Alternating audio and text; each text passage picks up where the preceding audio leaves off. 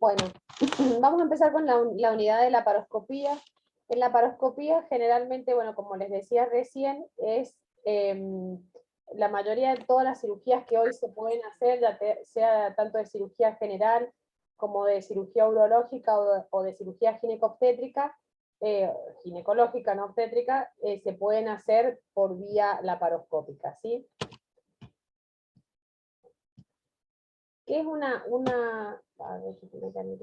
¿qué es una laparoscopía? Es un tipo de cirugía que va a tratar de solucionar o la búsqueda de algún problema ya quirúrgico de la paciente, utilizando un laparoscopio, y también el aparato reproductor de la mujer, que es lo que hablábamos recién, utilizando un laparoscopio que se va a insertar a través del abdomen de una pequeña incisión. Es por eso que la laparoscopía la vamos a conocer como cirugía mínimamente invasiva. Si bien estas cirugías, no sé, fue más o menos una transición a partir del año 90, 95, empezó esa transición de la cirugía general a la cirugía laparoscópica. De hecho, los instrumentadores básicamente de mi camada son los que pasamos de hacer todas las cirugías generales a la cirugía laparoscópica. Y para hacer cirugía laparoscópica hay que estar entrenados. ¿Por qué? Porque los instrumentadores somos como un rol fundamental dentro del equipo de láparo, en varias cosas. En el mantenimiento, porque como vivimos en la Argentina, no vivimos en otro país, los insumos o el cuidado que tiene el instrumental de cirugía laparoscópica es diferente al cuidado del instrumental común. Tiene un lavado muy minucioso, cada cosa que se rompe y cada cosa maltratada puede generar un costo bastante importante. En muchas instituciones van a ver que hay equipos de láparos propios de las instituciones y otros que son propios de los médicos. Entonces y van a ver que muchas veces los cirujanos tienen un instrumentador al que le asignan hacer esas cirugías laparoscópicas, pero a su vez el instrumentador es el encargado de cuidar esos equipos de laparoscopía. La demora que tiene un equipo de cirugía laparoscópica no es el mismo en el lavado ni en el reproceso que tiene un equipo o instrumental común, ¿sí? ¿Para qué se usan esta cirugía laparoscópica? Para tumores o otras protuberancias, para obstrucciones, para sangrados, cuando hay alguna hemorragia, cuando hay alguna infección dentro de la cavidad, se puede hacer el lavado, para la extirpación de algún órgano. Entonces, ¿y para quién? Para todos estos órganos abdominales, todos los que se encuentran dentro del peritoneo, y todos los retroperitoneales o extraperitoneales, como por ejemplo se puede trabajar cuando haciendo cirugías en los riñones o en los uréteres, ¿sí? Entonces, ¿qué nos permite esta cirugía laparoscópica? Tener una excelente visión dentro de la cavidad. Pero para entrar a la cavidad, ya sea para los órganos abdominales o retroperitoneales, acuérdense que hay presiones. ¿Alguien sabe qué presiones tiene el tórax y qué presiones tiene el abdomen? ¿Alguien sabe? Presión intraatmosférica. No, Presión negativa. en presiones positivas y negativas. ¿Saben qué presiones tiene el abdomen? ¿El número, profe? ¿Cómo? 15, profe. No, pero ¿en positivo o en negativo? El abdomen positivo. El abdomen tiene presiones positivas. Y una vez que el abdomen se abre, espérame, chico, estoy conectando el cargador.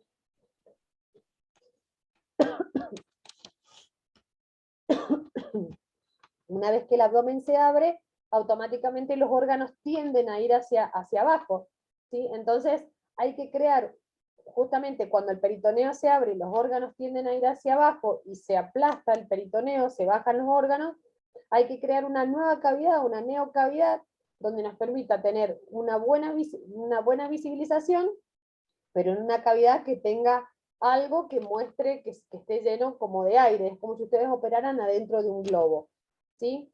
Entonces también se pueden usar esta cirugía laparoscópica para los embarazos ectópicos, que son los embarazos fuera de lugar, para hacer una histerectomía, que es la extirpación del útero, para hacer las LT, ligaduras de trompas, para reparar defectos en la pared, como por ejemplo hernias.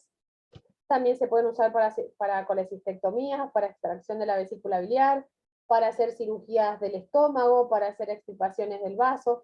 Y si bien va a haber, ustedes van a decir, ¿cómo va a sacar el vaso por una incisión tan chiquitita? O ¿cómo va a sacar el estómago por una incisión tan chiquitita? Se hace toda la cirugía, se hace la mayor parte de la ligadura, de los ligamentos o la sección arterial con cirugía laparoscópica, y después con una mini laparotomía se hace la extracción del órgano. Al igual que en el riñón, se trabaja con un PORT, con un sistema de PORT, pero eso permite también tener una muy buena visualización de las arterias renales, de la vena renal. Entonces, en los órganos mucho más grandes, lo que se va a hacer es trabajar, hacer la ligadura de los pedículos, hacer la ligadura arterial, la ligadura de todos los ligamentos, y después la extirpación se va a hacer por una mini laparotomía. Por ejemplo, el colon. ¿Sí? Si hay que hacer una extirpación de una hemicolectomía derecha, una hemicolectomía izquierda, que se pueden hacer por cirugía laparoscópica, se va a hacer todos los pedículos, y después la extirpación se va a hacer por una mini laparotomía. No así una colecistectomía, o no así una ligadura de trompas, no así una reparación herniaria, que también en la actualidad se hacen por cirugía laparoscópica. El paciente, lo que tiene de ventajas esta cirugía es que le va a permitir entre los 10 y 15 días volver a reinsertarse en su vida normal o en su vida laboral. No así en una cirugía convencional, que tiene casi el doble de tiempo para volver a reinsertarse, ¿sí? ¿Alguna duda hasta ahora?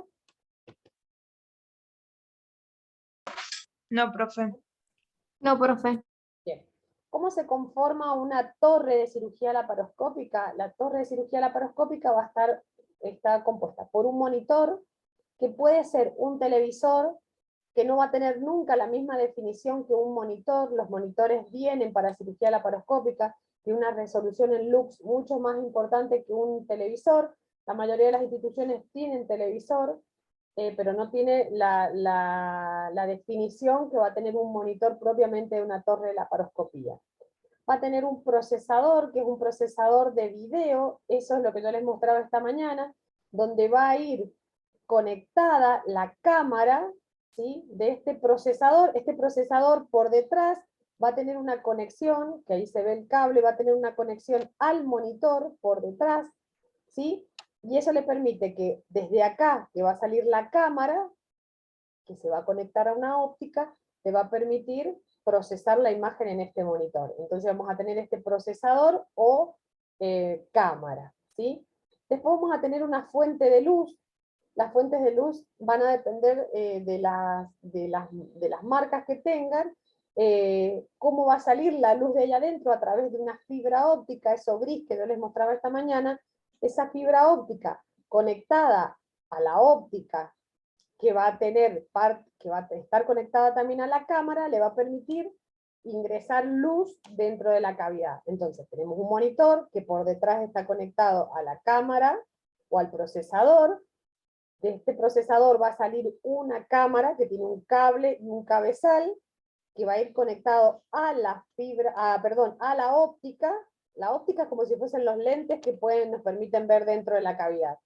Y esto, que es la fuente de luz, lo que va a generar es justamente iluminar dentro de la cavidad para que esta cámara se pueda ver. Entonces, tanto la cámara como la fuente de luz a través de una fibra óptica van a ir conectadas a la óptica que va a ingresar en el abdomen, ¿sí?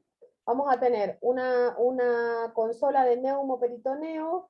Si hacemos cirugía laparoscópica, nunca nos puede faltar una consola de neumoperitoneo. Acuérdense cuando veíamos artroscopía que no teníamos neumoperitoneo porque no necesitamos llenar la cavidad, que lo que vamos a tener ahí, un shaver, ¿sí? Que es lo que hace que se coma dentro de la articulación. ¿Y qué es lo que vamos a tener también? Esto es una bala de CO2. CO2, dióxido de carbono, es lo que va a ingresar dentro de la cavidad, y este es un momento muy importante también en la cirugía. El anestesista tiene que tener sí o sí capnografía. La capnografía es controlar cómo es la salida de CO2 del cuerpo, porque el CO2 se elimina a través de la parte pulmonar. Entonces, La capnografía, que es algo que se conecta al tubo endotraqueal del paciente, sí o sí se necesita tener capnografía cada vez que uno haga una cirugía laparoscópica. Vuelvo a decirles lo mismo, hay diferentes modelos, ¿sí? Monitores, estos son monitores, a veces los monitores tienen otro brazo que le permite al cirujano poder estar desde diferentes lados mirando la cirugía. Siempre va a haber una cámara con su consola, una fuente de luz, ¿sí? Y un generador de neumoperitoneo. Muchos de estos procesadores también pueden tener una grabadora de video, una grabadora las más modernas vienen con un pendrive para poder introducirle y poder grabar la cirugía, porque en muchas instituciones se le muestra al paciente o se le da al paciente la grabación de su cirugía. Entonces, más o menos para que tengan en cuenta que va a tener esta torre de cirugía laparoscópica, un monitor, ¿sí? De diferentes tamaños, que va a mostrar cómo está la cavidad, dentro de la cavidad ampliada, lo amplía casi 20-30 veces el tamaño normal de lo que se encuentra adentro. Por eso hay que acostumbrarse a lo que uno ve como muy grande dentro de una cirugía laparoscópica, quizás es muy pequeño. Van a tener la cámara que le permite ver el interior del cuerpo del paciente, van a tener un insuflador, acuérdense de un insuflador de CO2, que va a ayudar a crear este espacio entre la pared abdominal y los órganos, que se llama neumoperitoneo, neumoaire, peritoneo, aire dentro del peritoneo, una fuente de luz que le va a permitir a través de una fibra óptica llevar luz dentro de esa cavidad, y bueno, y puede haber también un grabador que va a grabar, muchos cirujanos lo graban a lo mejor no para dárselo al paciente, pero para ver en qué se equivocaron, o cuando los cirujanos, los residentes están empezando, se graban para ver qué es lo que pueden mejorar. Entonces, básicamente, crear el neumoperitoneo es esto, es que el abdomen va a llevar van a ver que los pacientes están como embarazados, ¿sí? Como mucho aire dentro de esta cavidad, entonces eso le permite que los órganos estén hacia abajo, ¿sí? Y que se cree esta cavidad virtual que le permite al cirujano poder mover el instrumental y poder mover este laparoscopio o esta óptica dentro de la cavidad para poder ver, ¿sí? Si el cirujano va a operar los órganos abdominales, es diferente a cuando va a operar órganos pelvianos, ¿sí? Entonces, si se van a operar órganos de la pelvis, ¿dónde creen que tiene que estar la torre de cirugía laparoscópica? En los pies, para los pies del paciente. Estos pacientes, cuando se hacen cirugías sobre el útero, o sobre el colon bajo, o sobre los ovarios, o sobre las trompas, a las pacientes hay que colocarle hombreras, porque se va a llevar al paciente a un tren de Lemberg muy importante, cosa que el intestino se venga hacia la parte cefálica y nos permita una buena espacio dentro del útero, del recto, o de los ovarios o las trompas, y entonces los pacientes tienen que estar muy bien fijados al momento de trabajar en los órganos pelvianos. No así cuando se trabajan en los órganos abdominales. Generalmente el cirujano va a estar ubicado, supónganse, si va a operar una colecistectomía, como va a operar del lado derecho, va a estar enfrente, entonces va a operar del lado izquierdo con la torre del lado del frente. ¿Sí? Entonces es muy importante que como instrumentador sepamos qué cirugía se va a hacer para poder acomodar la torre.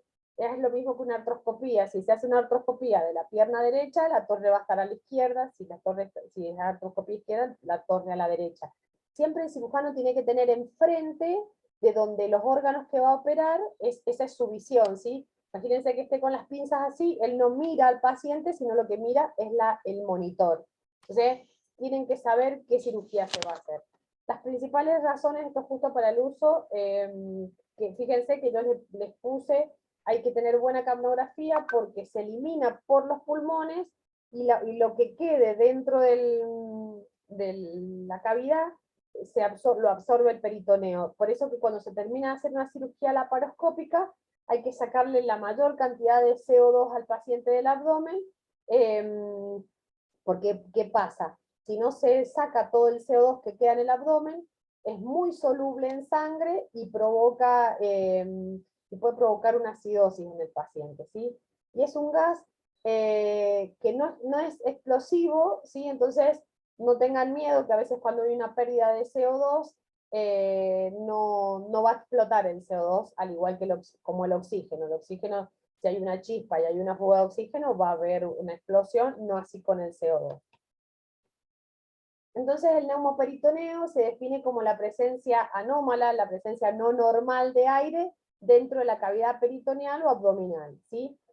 Fíjense que es cuando nosotros los instrumentadores tenemos como una gran injerencia sobre la mirada. Una vez que se empieza a hacer el neumoperitoneo, estamos permanente mirando el neumoperitoneo, cuando hay una alarma, si se disparó la cantidad de litros que se introdujeron al peritoneo. Es muy importante que estemos atentos a la consola del neumoperitoneo, porque una vez que el cirujano empieza la cirugía, que logra el neumoperitoneo, que logra esa cavidad que quería, él se aboca directamente al paciente y nosotros estamos viendo, porque si bien la aguja se va a sacar del paciente, el neumoperitoneo va a quedar conectado a uno de los trócares, entonces permanente va a haber gas dentro del abdomen, ¿sí? Entonces el insuflador de CO2, ¿sí? Hay que más o menos llevarlo, ajustarlo, a que ingresen de 1 a 2 litros minuto, ¿sí? Van a ver que se va insuflando esa cavidad, ¿sí? Y la presión que se utiliza dentro del abdomen es de 15 milímetros de mercurio, que es la presión de trabajo adecuado. Entonces, generalmente yo esta mañana cuando les mostré que teníamos un índice que sabemos, una de las partes de las consolas que muestra cuánto aire hay dentro de la cavidad, otro cuánta presión y otro cuánto flujo tiene. Entonces el flujo es la cantidad de aire que va a ir entrando por minutos, generalmente para empezar una cirugía, ¿De 30, profe? Sí. Perdón, disculpe que la interrumpa. El flujo era el de 30 y la presión era de hasta 15, que había mostrado usted en el video. Sí, sí. La presión que va a sostener el abdomen es de 15 milímetros de mercurio. Y al principio, cuando uno empieza a volumen, porque quiere insuflar rápido el abdomen, van a ver que se pone en 30 el volumen, ¿sí? Que es el Glasgow, se va a llevar a 30 y después van a ver que empieza a ingresar de a 1 o 2 litros por minuto. Y la presión que va a sostenerse en el abdomen es de 15 milímetros de mercurio, ¿sí? Algunos autores recomiendan elevar la presión hasta 20-25. Yo todavía no trabajo con ningún cirujano que ponga la presión a 20-25, la mayoría trabaja en la presión de 15, ¿sí? Se logra una presión intraabdominal de 30, por lo menos, o sea, una vez que se mantiene en 15 milímetros, al principio se lleva a 30 para poder introducir los trócares, pero después se va a mantener en 15 esa presión. Entonces es muy importante que nosotros estemos mirando que la presión no pase de 15, 15, 16, eso lo vamos mirando nosotros. Si se aumenta mucho la presión, avisamos, ¿sí? Ahí cada vez vienen como más nuevos los equipos y van saltando alarmas porque deben quedar predeterminados, ¿sí? Estos parámetros. Acuérdense que las principales razones para su uso es porque es eliminado a través de los pulmones y luego lo va a absorber el peritoneo. Entonces no se puede poner indiscriminadamente CO2 dentro de la cavidad abdominal. ¿Qué complicaciones tiene el neumoperitoneo no bien drenado o qué es lo que puede generar? Efisema subcutáneo, sí que vean como que está muy inflada la parte subcutánea, dolor en los hombros, van a ver que los pacientes automáticamente se despiertan, se tocan los hombros, si no ha sido muy bien sacado el neumoperitoneo o les dicen que les duele mucho la espalda. Neumotórax quiere decir que hay aire que haya pasado, aire dentro de la cavidad torácica, ¿sí? La hipercapnia es que que se aumente la capnografía del paciente. Vagotomía, que el nervio vago se empieza a generarle dolor al paciente.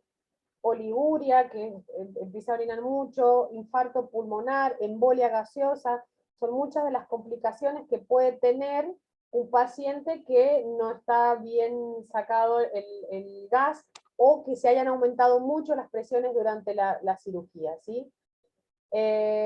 Para todas estas cirugías se utiliza anestesia general, no hay otra manera de hacer cirugía laparoscópica. El paciente siempre tiene que estar dormido, y para las cirugías que son mucho más largas, como por ejemplo los bypass gástricos o alguna cirugía que sea mucho más larga, a los pacientes hay que dejarlos con sondaje durante la cirugía, con vendas antitrombóticas. Son preparaciones que pueden llevar estos pacientes, ¿sí?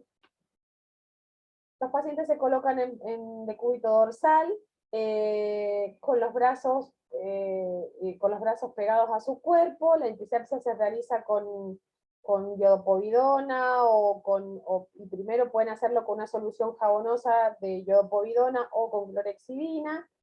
No hay que rasurar las zonas donde se colocan los trócares, porque eso ya no se utiliza. Solamente el rasurado, jamás rasuren un paciente dentro del quirófano. El rasurado tiene que ser, si van a mandar a un paciente a cirugía a rasurarse, porque tiene mucho vello, son 72 horas antes de la cirugía. Ya eso ha dejado de existir el rasurado, porque se ha comprobado que si el paciente se rasura durante la cirugía, pueden acceder más microorganismos a la cavidad. La fijación de los campos es como para una cirugía convencional, que tienen que estar bien fijados los campos de esa cirugía. Se les da profilaxis antibiótica a los pacientes, y bueno, y hay que colocarlo al paciente en Trendelenburg. Fíjense, la posición inicial de un paciente de cirugía laparoscópica es 30 grados en Trendelenburg. ¿Por qué? Porque generalmente, si uno introduce el trocar y no hay ese Trendelenburg, un poquito de Trendelenburg, se puede con el trocar perforar la aorta o la cava. Entonces generalmente se lleva ese Trendelenburg, los órganos van a irse generalmente hacia la cavidad torácica, entonces va a dejar más libre la pelvis o más fijo el abdomen. Hay otros cirujanos que empiezan en posición en decúbito dorsal sin ponerlo en posición de Trendelenburg, y hay otros cirujanos que ya empiezan con esa posición de Trendelenburg, y por ejemplo en las colecistectomías el paciente se lateraliza hacia el lado contrario, hacia el lado del cirujano, cosa que el hígado quede libre, ¿sí? Entonces el circulante tiene que estar como muy atento en este tipo de cirugías, ¿sí? ¿Qué vamos a tener de diferente? ¿Qué es lo que van a ver de diferente en este tipo de cirugías? Que pueden haber diferentes posiciones, ¿sí? Posición francesa, ¿sí? Y posición americana. ¿Qué es lo que van a tener que tener en cuenta? Que si van a hacer posición francesa, el paciente lleva las piernas abiertas, ¿sí? Porque el ayudante se va a parar entre las piernas del paciente. Y si paran con posición americana, la posición americana, sí, básicamente el paciente está en decúbito dorsal, sin las piernas abiertas. Entonces hay muchos cirujanos que todavía utilizan la posición francesa, o que se formaron con posición francesa. Esta va a ser la mesa esta va a ser la posición, en una posición francesa, donde se va a parar el cirujano, perdón, el instrumentador. Fíjense, el ayudante y el cirujano. Supónganse para una cirugía de los órganos pelvianos o para una cirugía de una colecistectomía, y en esta cirugía el cirujano va generalmente parado de esta manera, y de este lado, y el paciente no lleva las piernas abiertas. Entonces acuérdense que para cirugía francesa, posición francesa, piernas abiertas; posición americana, el paciente con las piernas cerradas. ¿Alguna duda? ¿El paciente iría en posición de Trendelenburg francesa o esas son otras? No, O sea, es la combinación. Trendelenburg es la primera posición que se puede utilizar para empezar el neumoperitoneo. Pero antes de hacer el neumoperitoneo, ¿sí? Hay que ver que, que el paciente pueda ir en posición francesa, que es con las piernas abiertas. Si ustedes van a hacer una posición francesa, tienen que llevar pierneras para enfundar estas piernas, porque acá va a ir parado el ayudante, que es el camarógrafo, básicamente. Nosotros como instrumentadores nos vamos a parar de este lado, ¿sí? Si es una mesa, si es una cirugía de posición americana, nosotros generalmente la mesa la vamos a colocar a los pies del paciente y vamos a estar parados acá de este lado o acá atrás podemos estar parados, ¿sí? Entonces, y el cirujano va a ir también de este lado, solamente que en la posición francesa va a cambiar que el ayudante, que es el camarógrafo, va a ir entre las piernas. Entonces, en esto que hay que tener cuidado de no hiperextender los miembros, de que el paciente tenga buen apoyo pelviano, de que estén bien apoyados los miembros superiores, de que cuando le coloquemos las pierneras al paciente, el paciente no esté en contacto con el metal, ¿sí? Esos son cuidados que hay que tener en este tipo de cirugía. Y en la posición, bueno, americana siempre se va a colocar sobre el lado izquierdo del paciente. En estas cirugías que vamos a necesitar, como yo les mostraba esta mañana, van a necesitar grasper.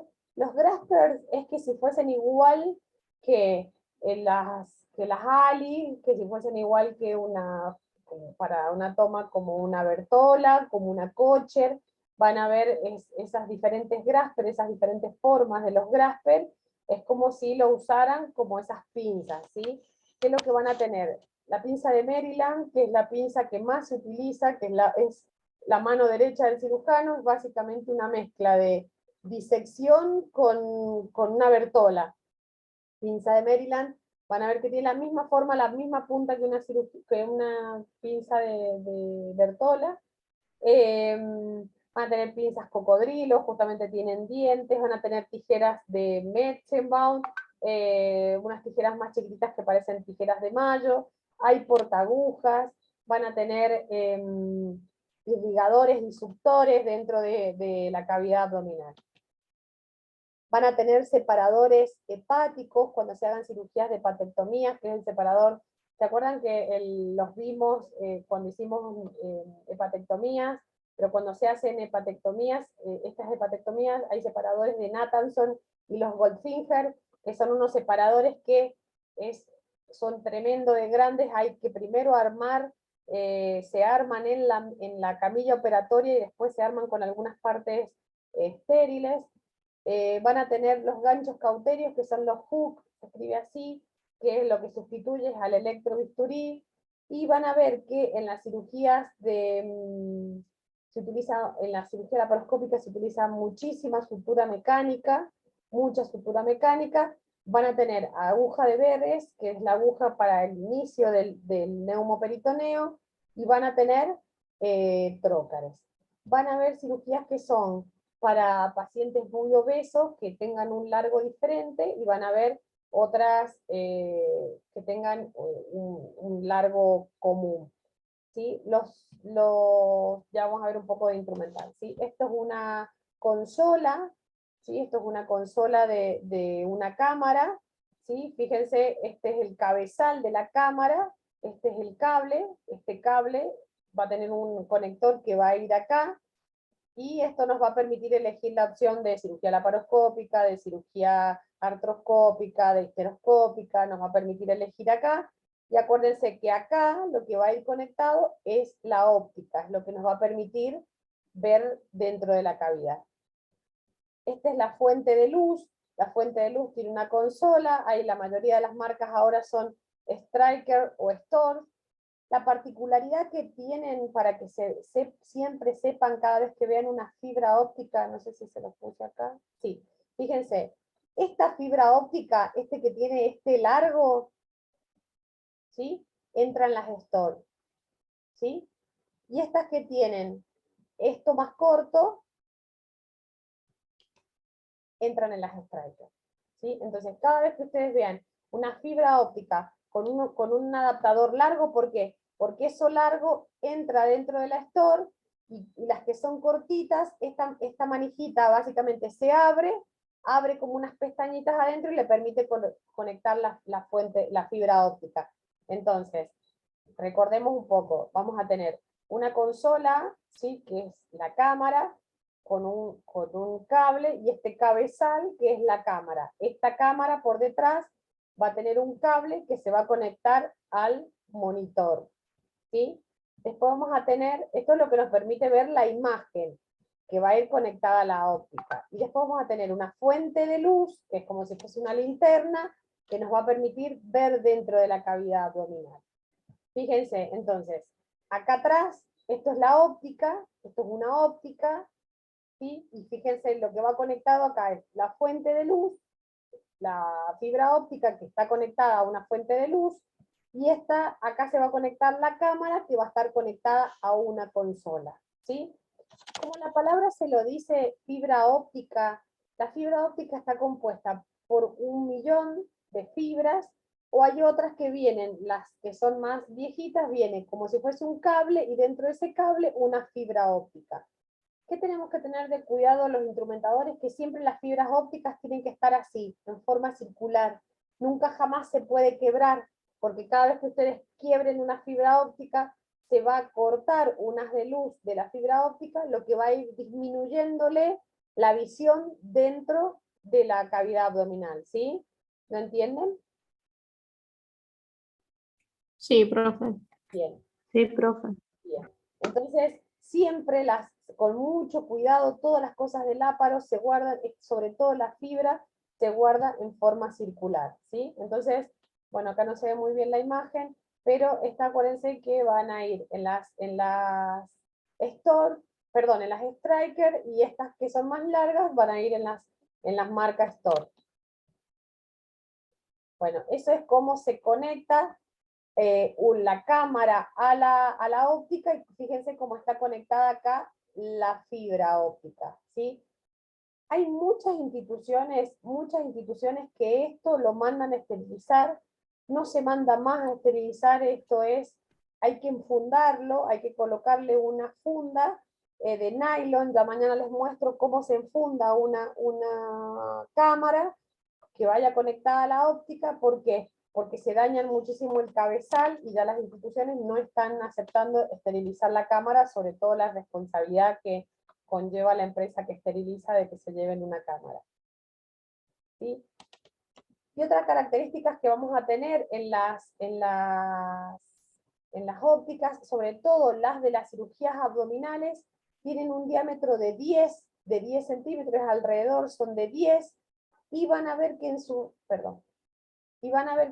puntas tienen una angulación o de 30 grados o de 0 grados, ¿sí? Eso lo dice acá, en esta parte, si es de 0 o de 30 grados. ¿Qué va a permitir? Las de 30 grados permiten una visión, es como si ustedes levantaron un poquito los ojos hacia arriba y pueden ver una visión como más ampliada, no así las de 0 grados, que tienen una visión directa, una visión recta, y el cirujano, para tener una visión de 30, va a tener que mover esa óptica. No así las de 30 grados. Entonces van a tener, fíjense, ópticas de 10 para el abdomen, ópticas de 5, generalmente las ópticas de 5 y de 3 son para la vía urológica, y ópticas de 3 y de 5 para las cirugías artroscópicas. Y esto, recuérdenlo, que tienen en la punta una angulación o de 30 grados o de 0 grado, que es una visión más recta, más directa. Bueno, esto que hablábamos así, recién el insuflador de CO2 les va a dar el volumen total que hay dentro de la cavidad, ¿sí? La presión intraabdominal que hay en el momento, ¿sí? Y el volumen con el que se ingresó CO2 dentro de la cavidad abdominal. ¿Cómo va a ingresar, cómo va a empezar a funcionar este neumoperitoneo?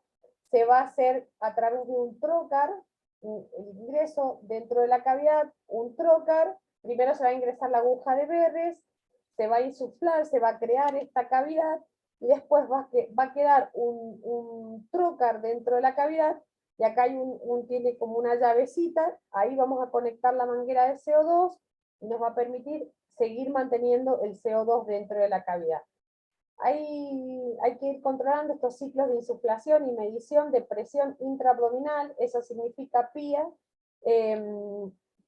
y muchas veces cuando esta presión intraabdominal se cae o se modifica, van a ver que la óptica se empieza a empañar. Es por eso que los instrumentadores siempre tenemos un termito en la mesa con un poquito de solución fisiológica tibia, y eso nos permite calentar la fibra, calentar la óptica, y eso nos va a permitir que se mantenga una buena visión dentro de la cavidad. Bueno, los monitores, van a ver que hay monitores de LCD, monitores LED, de diferentes tamaños. La resolución que tenga ese monitor va a tener que ver con la imagen que se procesa. Van a tener resolución en HD, en 4K, en diferentes pixelajes, esos monitores. Van a tener, existen en lugares donde hay 3D, que están estos lentes en 3D, con el monitor en 3D, y les permite una realidad totalmente ampliada. Y existen, hay monitores en la Argentina. ¿Sí? Profe, se está por cortar. Listo, apenas Nos volvemos a conectar. nos volvemos a conectar, si les parece. Bueno. Bueno, fíjense si tienen alguna duda hasta ahora, vamos bien.